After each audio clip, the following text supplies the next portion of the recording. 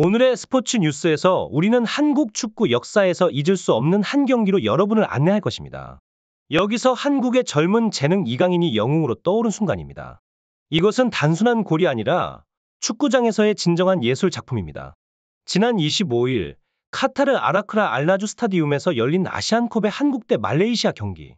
경기 전 예상은 상대적으로 약한 말레이시아를 쉽게 이길 것으로 보았습니다. 그러나 3대3 무승부의 결과는 많은 이들에게 놀라움을 안겼습니다. 한국은 조 2위로 16강에 진출했습니다. 이날 한국은 4-2-3-1 포메이션으로 골키퍼 조현우가 골문을 지키고 조규성, 정우영, 손흥민, 이강인이 공격을 이끌었습니다. 중앙 미드필더로는 이재성과 황인범이 포진했습니다. 한편 말레이시아는 3-3-3 포메이션으로 맞섰습니다. 골키퍼 하제이크가 골문을 지키고 할림과 아이만이 공격수로 나섰으며 코르빈, 오응우, 워킨, 탄캥이 미드필더로 출전했습니다. 수비진은 탄쿨스와 사드가 이끌었습니다. 경기의 하이라이트는 이강인의 뛰어난 득점이었습니다. 전문가들은 그의 골을 극찬했습니다. 이강인의 골은 팬들에게 기쁨을 선사할 뿐만 아니라 그가 세계 축구계에서 차지하는 위치와 재능을 보여주는 사례가 되었습니다. 경기 초반 한국의 분위기가 상승세를 타면서 이강인의 발끝에서 시작된 경기의 흐름이 관중들의 마음을 사로잡았습니다. 전반 8분경 이강인이 세운 프리킥이 조규성에게 연결되었으나 불행히도 조규성의 터치가 길어져 결정적인 슈팅으로 이어지지는 못했습니다. 이어서 전반 15분에는 손흥민의 강력한 왼발 슈팅이 골키퍼에 의해 막히며 아쉬움을 남겼습니다. 말레이시아를 계속 압박하던 한국은 전반 21분 코너킥 상황에서 이강인의 크로스를 정우영이 헤더로 연결했고 처음에는 골키퍼의 선방으로 막힌 것처럼 보였지만 비디오 판독 결과 골대 안에서 막힌 것으로 확인되어 득점으로 인정되었습니다. 볼 점유율도 전반전에 81대 19%로 한국이 압도적인 우위를 점하면서 마치 경기장의 절반만을 사용하는 듯한 모습을 보였습니다. 하지만 후반전이 시작되자 상황은 급변했습니다. 한국은 말레이시아에게 동점골을 허용하며 고질적인 수비 문제가 다시금 두드러졌습니다. 후반 6분 황인범이 위험 지역에서 볼을 잃었고 아이마가 이를 받아 과감한 슈팅을 시도했습니다.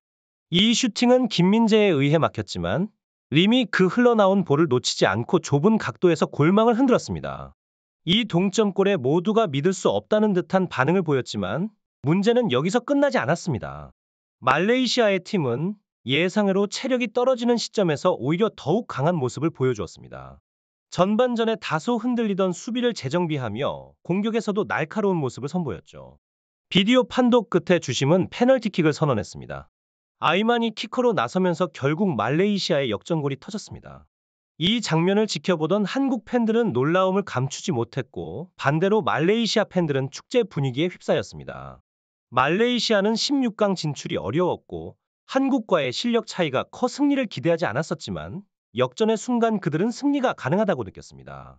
한국은 분위기를 완전히 빼앗기며 경기를 내주고 말았죠. 이에 클린스만 감독은 황찬, 홍석, 오연규, 김진수를 투입하며 전력을 다해 반전을 시도했습니다.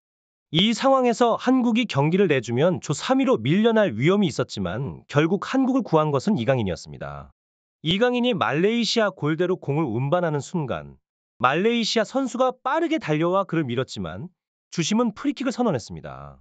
비록 골대와 가까운 거리에서 프리킥을 차는 것이 쉽지 않아 보였지만 이강인은 환상적인 프리킥으로 골망을 가르며 상황을 반전시켰습니다.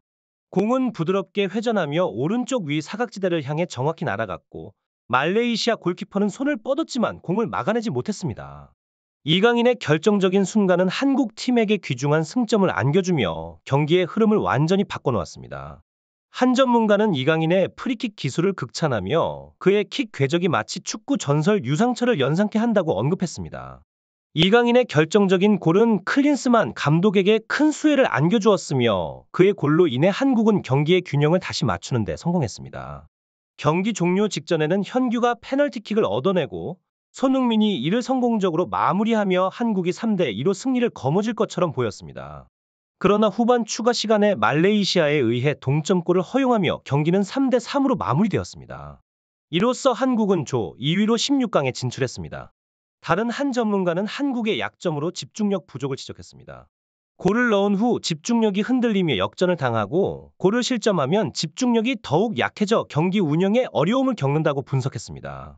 또한 한국 팀의 가장 큰 문제점으로 수비를 꼽으며 손흥민과 이강인의 개인 기술에만 의존할 수 없다고 지적했습니다.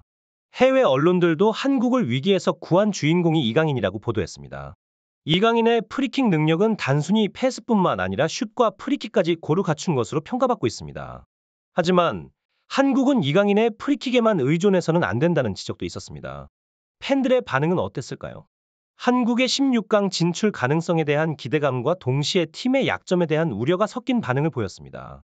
한국 축구팀의 최근 경기는 그야말로 축구 팬들에게 열광적인 순간들을 선사했습니다.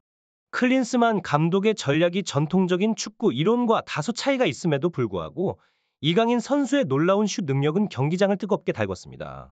손흥정 선생님의 말씀처럼 이강인 선수의 기량은 한국 대표팀에 새로운 활력을 불어넣고 있습니다. 그러나 한편으로는 손흥민, 이강인, 황희찬 같은 선수들이 자신의 소속팀으로 돌아가야 할지도 모른다는 의견도 있습니다. 이강인 선수가 팀을 이끌고 있지만 한국 축구팀 전체의 수준에 대한 우려의 목소리도 높습니다. 특히 클린스만 감독에 대한 비판이 적지 않은데 그의 전략과 전술이 명확하지 않다는 지적이 있습니다. 3대3으로 비긴 경기에서 그의 반응은 많은 이들에게 의문을 남겼습니다. 이강인 선수의 환상적인 프리킥골은 그의 평점을 8.8로 끌어올렸고 그를 경기 최고의 선수로 만들었습니다. 이로써 한국은 조 2위로 올라 16강에 진출하게 되었고 이제 그들의 다음 상대는 사우디아라비아 또는 태국이 될 것입니다. 64년 만에 우승을 목표로 하는 대한민국 축구팀에게 이번 16강 경기는 그 어느 때보다 중요합니다. 한국 축구팀이 16강에서 어떤 모습을 보여줄지 팬들은 큰 기대를 하고 있습니다. 비록 현재 팀에는 해결해야 할 문제들이 많지만 이강인 선수의 활약과 팀의 잠재력을 고려할 때 더 좋은 경기력을 기대할 수 있습니다. 여러분의 관심과 응원이 한국 축구팀에게 큰 힘이 될 것입니다. 감사합니다. 여러분, 최고의 킹이 여기 있습니다.